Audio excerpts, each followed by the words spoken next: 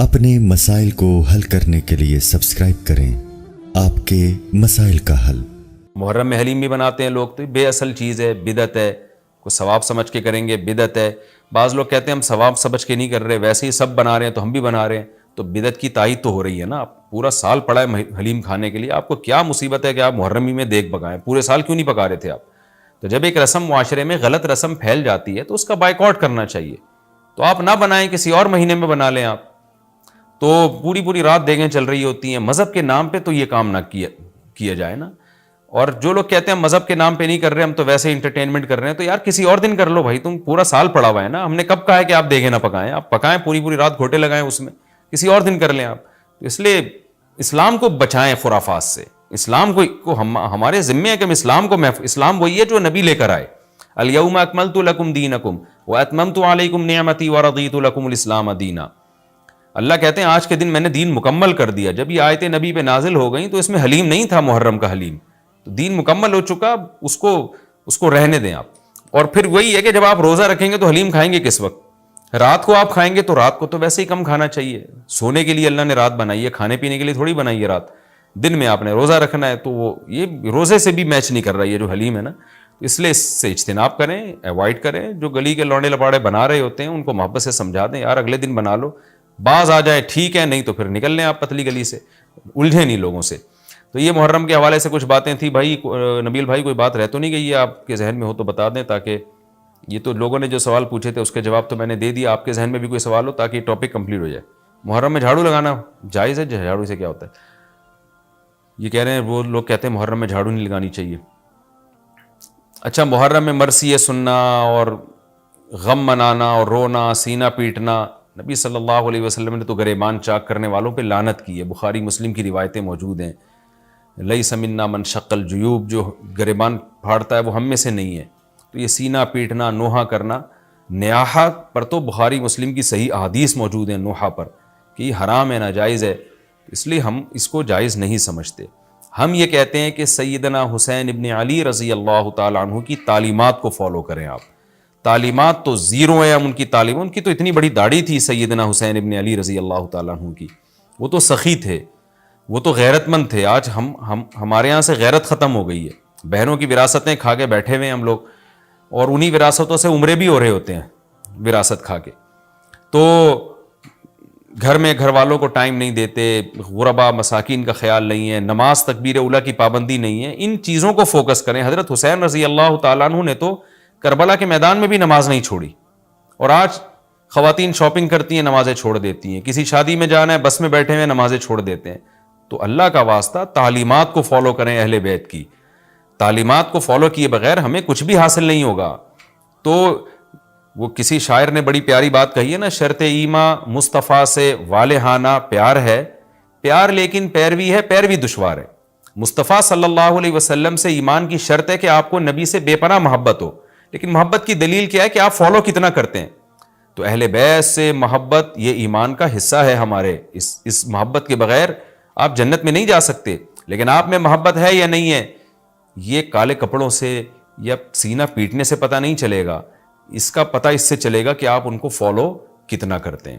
تو یہ چند احکامات تھے، لوگوں نے سوال پوچھے تھے مسائل میں، تو میں نے ان کے جوابات دے دیے، اور کچھ مسائل محرم کے حوالے سے اور بھی ہیں، پھر وہ بعد میں یاد آتے ہیں۔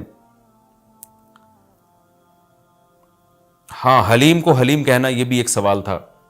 لوگ کہتے ہیں کہ جی حلیم اللہ کا نام ہے، تو کھانے پینے کی چیز کو ہم حلیم کیوں کہتے ہیں؟ دیکھیں، جب اللہ کے لیے لفظ حلیم استعمال کیا جاتا ہے اس کا مفہوم کچھ اور ہوتا ہے، جب دیگ کے لیے استعمال کیا جاتا ہے اس کا مفہوم کچھ اور ہوتا ہے۔ تو اس میں کسی کا تصور بھی نہیں جاتا کہ میں اللہ کا نام لے رہا ہوں۔ یہ بالکل ایسے ہی ہے جیسے اردو میں صلواتوں کا مفہوم کچھ اور ہے، ہم کہتے ہیں اتنی صلواتیں سنا کے چلا گیا، حالانکہ صلوات تو درود کو کہتے ہیں، اور نماز کو بھی کہتے ہیں صلات۔ تو اب کیا یہ لفظ استعمال جائز نہیں ہوگا؟ ظاہر ہے جائز ہے، اردو میں اس کا مفہوم کچھ اور ہے، عربی میں اس کا مفہوم کچھ اور ہے، بلکہ بعض دفعہ ایک ہی زبان میں ایک لفظ دو مختلف معنوں کے لیے استعمال ہو رہا ہوتا ہے، تو اس میں کوئی بھی پابندی نہیں لگاتا۔ جاریہ عربی میں باندی کو بھی کہتے ہیں، جاریہ عربی میں کشتی کو بھی کہتے ہیں، اور جو ہے اس طرح کی اور بہت ساری مثالیں ہمیں ملتی ہیں کہ ایک ہی لفظ مختلف معنوں کے لیے استعمال ہو رہا ہے. عین عربی میں آنکھ کو بھی کہتے ہیں, عین عربی میں گھٹنے کو بھی کہتے ہیں, عین عربی میں جاسوس کو بھی کہتے ہیں, عین عربی میں چشمے کو بھی کہتے ہیں, عین عربی میں سورج کی ٹکیا کو بھی کہتے ہیں, عین عربی میں سونے کو بھی کہتے ہیں. تو اس طرح بہت سارے نام مختلف معنوں میں استعمال ہوتے ہیں. موسیٰ کا جو لفظ ہے عربی میں استرے کو کہتے ہیں, بلیڈ جس سے حلق کیا جاتا ہے نا, حاجی لوگ جو سر منڈواتے ہیں اس کو موسیٰ کہتے ہیں.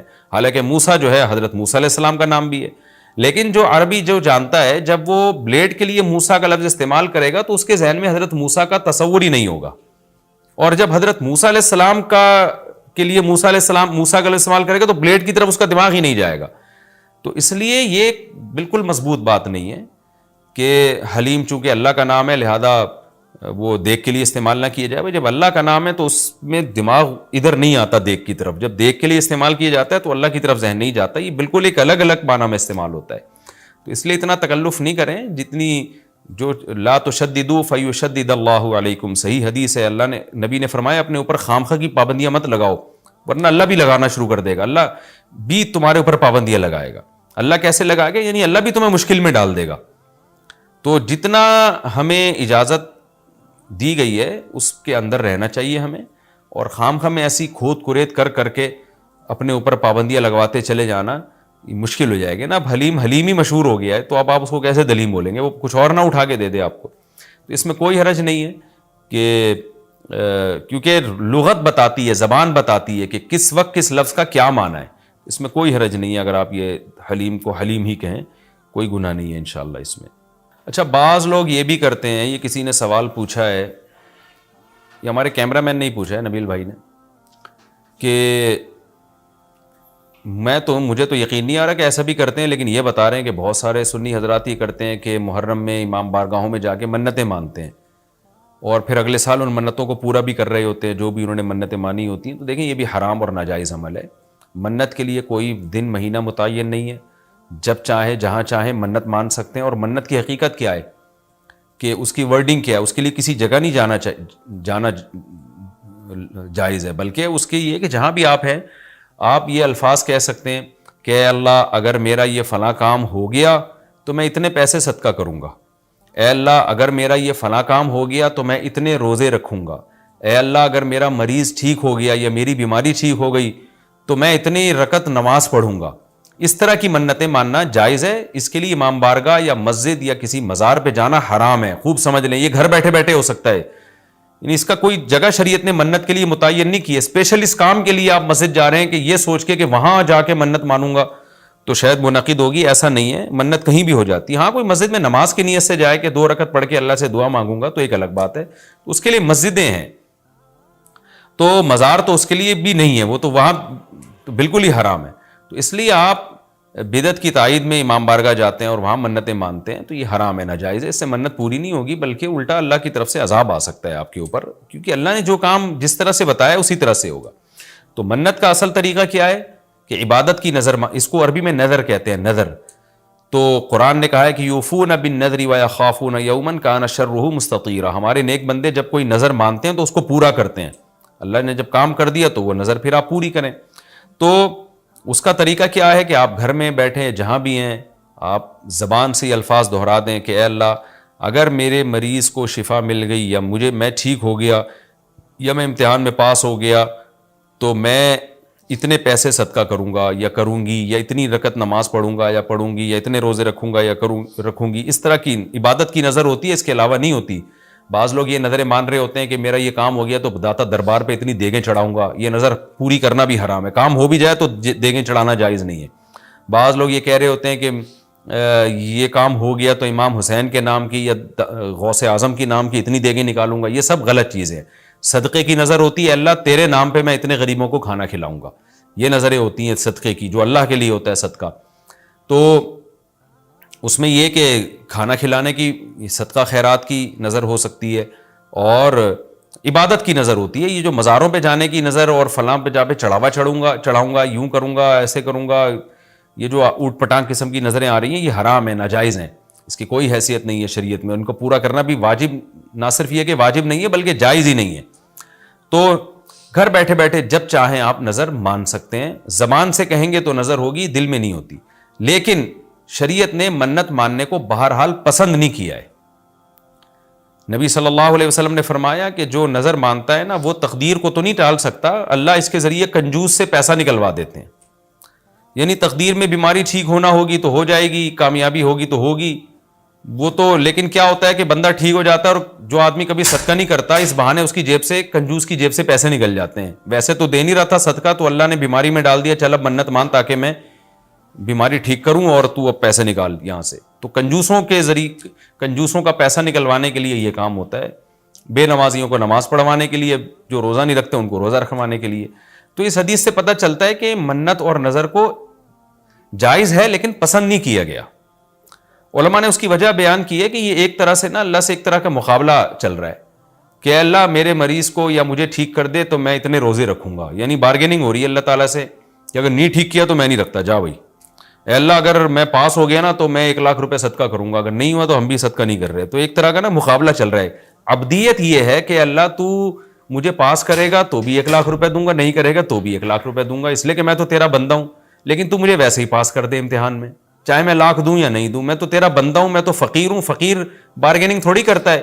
سیٹھ صاحب آپ نے مجھے اگر 100 روپے دیے نا تو میں بھی آپ کا فلاں کام بنا دوں گا. فقیر کہتے ہیں اللہ کے نام پہ 100 روپے دے دو, میں فقیر پھٹا پرانے کپڑے میرے, میں کیا کروں گا یار آپ کے لیے. تو اللہ سے بھی بھکاریوں کی طرح مانگنا یہ اللہ کو زیادہ پسند ہے. منت ماننا بھی جائز ہے لیکن پسندیدہ کام نہیں ہے. ہاں جس طرح سے امام بارگاہوں میں یا مزاروں میں جا کے منتیں مانی جا رہی ہیں وہ بالکل حرام ہے, بالکل ناجائز ہے. اور اس کے لیے محرم کا دن متعین کرنا یہ سمجھ کے کہ اس میں منت زیادہ پوری ہوگی, یہ بھی حرام ہے, ناجائز ہے اور بدعت کی تائید ہے. اس سے آپ سب لوگ اجتناب کریں, اس سے گناہ ملتا ہے.